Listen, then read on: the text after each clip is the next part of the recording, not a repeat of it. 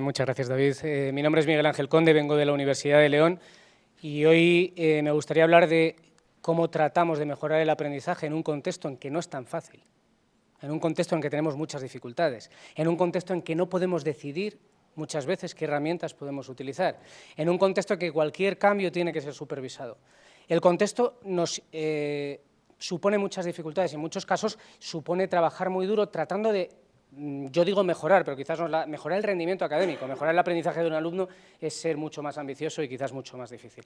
El contexto concreto de ciertos países es muy complejo, especialmente porque estamos hablando de países que son tremendamente cerrados pero que están empezando a abrirse. Ahí tenemos la imagen, McDonald's en China. 3 de las mejores universidades del mundo están en China, hay unos grandes programas de intercambio en China, entonces están empezando a dejarse llevar por las cosas que en otros sitios estamos experimentando de una manera más clara.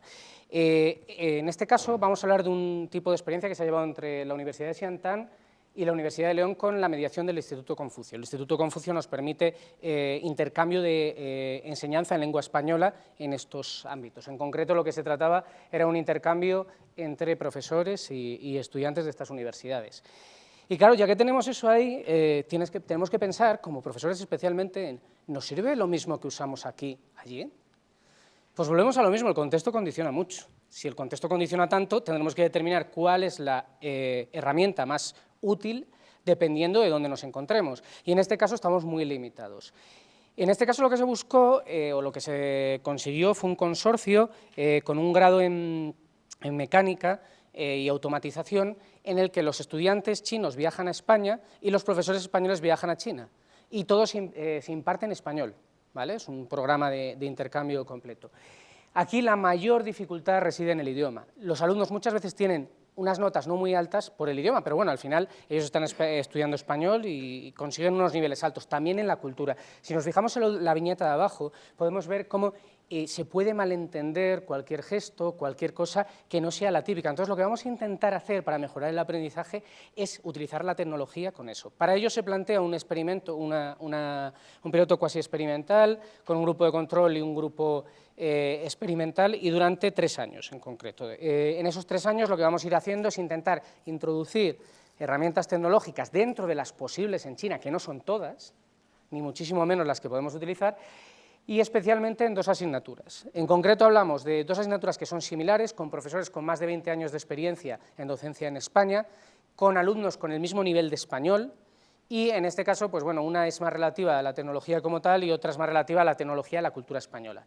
Una de ellas se utilizará como control y en la otra vamos a ir introduciendo determinadas técnicas y herramientas. Vuelvo a lo mismo, tenemos que pensar que en China lo que se usa normalmente es la clase magistral, bueno, como aquí en muchos sitios, tampoco nos llevemos las manos a la cabeza. La clase magistral con una evaluación sumativa al final, y se acabó. Sin embargo, nosotros queremos introducir cosas como el trabajo en equipo, queremos introducir otras tecnologías, pero claro, dentro de que tenemos una limitación tanto temporal como en cuanto a las herramientas. Ahí vemos los diferentes años. Primero se introduce la metodología de trabajo en equipo, después se introduce, además de eso, sistemas de respuesta inmediata como Kahoot, y después se añaden sistemas de respuesta inmediata un poquito más complejos como BookWidget. La idea, sobre todo, pues se empieza trabajando con grupos de alumnos, implementando lo que sería un Project-Based Learning, o sea, unos proyectos para 4 o 5 alumnos, en los que van a utilizar los foros como herramienta de intercambio y publicarán en castellano en los blogs y presentarán sus resultados, que ya les fuerza a prepararse las clases en castellano y hacer ciertas actividades. La siguiente posibilidad sería pues, incluir lo que vemos ahí. En ese caso estamos usando Kahoot para tratar de que los alumnos respondan a ciertas preguntas y vinculen los conceptos que están aprendiendo con lo que realmente saben. De esa manera, de una forma anónima, son capaces de decir qué están haciendo, qué no están haciendo, cómo lo están haciendo, etc. Y nos dan una idea muy clara de cuál es el nivel. Y después se introduce un elemento más complejo, que es el de arriba a la derecha, que en este caso es BookWidget, que lo que permite es pues, hacer otro tipo de cuestionarios más complejos y proveer feedback, especialmente interesante, sobre todo en estos contextos. Es decir, preguntas más complejas, interactivas y darles un poquito de realimentación. ¿Para qué? Pues para ver cómo se evalúa la asignatura. Claro, aquí volvemos a las restricciones de antes. Estamos hablando de una asignatura que para superarla tiene que tenerse 60 puntos sobre 100, y en los que se tiene que el 70% es el examen y el 30% es la asistencia. De hecho, viene un señor con un traje de militar y un fusil para ir cogiendo los nombres de las personas que están allí, no es broma. Sobre el 30%, que es sobre lo que hemos trabajado, no, sobre el 70% no lo podemos tocar, vemos que la de control es la de la derecha, la CTE, y la TFA es la de la experimental. Vemos que incrementa bastante en ese porcentaje la nota, y si hablamos del 70%, es decir, de lo que sería el examen, también se ve reflejado porque los alumnos parece que han entendido mejor los conceptos. Vemos que se incrementa bastante también la nota media en cuanto al total de alumnos aprobados, y además se incrementa anualmente, lo cual parece que es positivo, es decir, que los alumnos pues primero lo van valorando y luego lo van aceptando. ¿Qué hemos aprendido? Nos hemos aprendido muchas cosas. Primero, que no podemos usar lo que nos dé la gana y que estamos a veces un poco mal acostumbrados, pero bueno, la idea sobre todo es poder utilizar elementos que involucren la actividad del alumno, que busquen esa actividad, ese aprendizaje, esas metodologías activas dentro de lo que puede darse en China. En este caso, a través de los móviles y a través de sistemas de respuesta inmediata. Y también que el trabajo en equipo es una cosa que es fácilmente implementable. Otra cosa es evaluable.